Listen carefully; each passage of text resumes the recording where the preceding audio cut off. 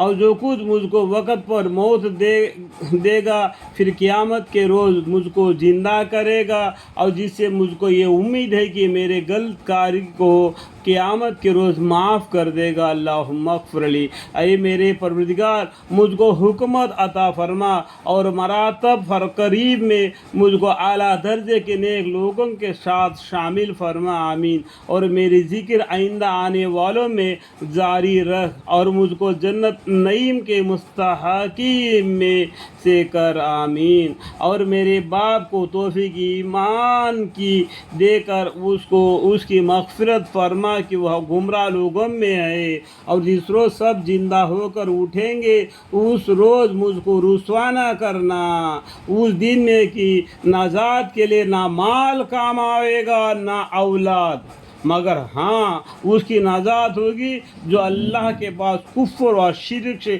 پاک دل لے کر آئے گا۔ سمجھ میں آیا؟ قیامت کے دن کس کی نجات ہوگی؟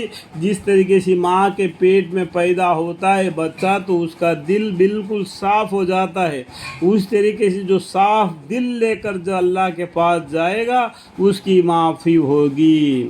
اور جس روز سب زندہ کر اٹھائیں گے اور اس روز مجھ کو رسوا نہ کرنا، آمین۔ اس دن میں کہ نجات کے لیے نہ مال کام آئے گا نہ اولاد، مگر ہاں اس کی نجات ہوگی جو اللہ کے پاس کفر اور شرک سے پاک دل لے کر آئے گا۔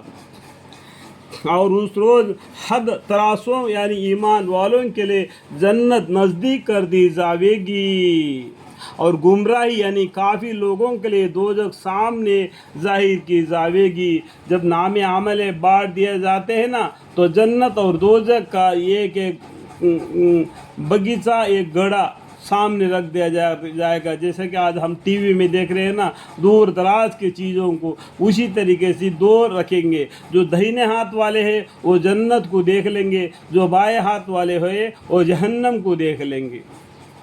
اور اس روز ان سے کہا جائے گی کہ وہ معبود کہاں گئے جن کو تم خدا کو سوا عبادت کیا کرتے تھے؟ کیا اس وقت وہ تمہارا ساتھ دے سکتے ہیں یا اپنی ہی بچاؤ کر سکتے ہیں؟ وہ بھی ایک دن انسان تھے، وہ بھی اپنے نام اعمال لے کے اللہ کے سامنے کھڑے ہو گئے، کیا تمہاری مدد کریں گے؟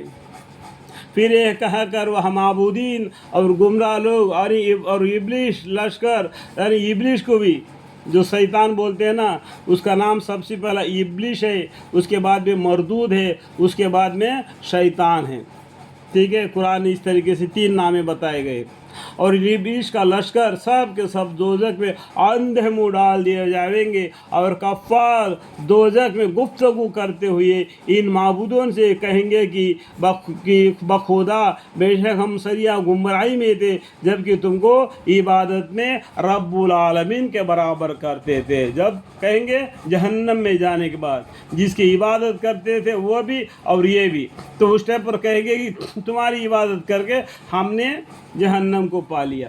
جس طریقے سے آپس میں گفتگو کریں گے، اللہم اغفر لی۔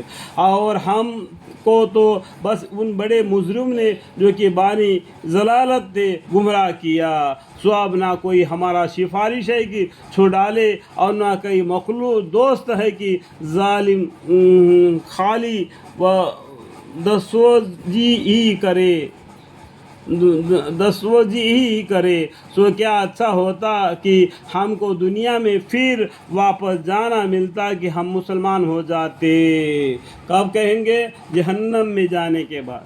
اب دنیا میں داڑھی پکڑ کے بلایا جاتا ہے کہ تم مسلمان بنو، کلمہ پڑھو، نماز پڑھو، زکوٰۃ دو، حج کرو، دین اسلام کے ارکانوں کو ادا کرو، قرآن کو پڑھو، تو بولتے ہیں نفرت کرتے ہیں۔ کل بولیں گے کہ کیا جہنم کی آگ کو دیکھ کے کہیں گے کہ اگر کیا اچھا ہوتا ہے کہ ہم بھی مسلمان ہو جاتے۔ اللہم اغفر لی۔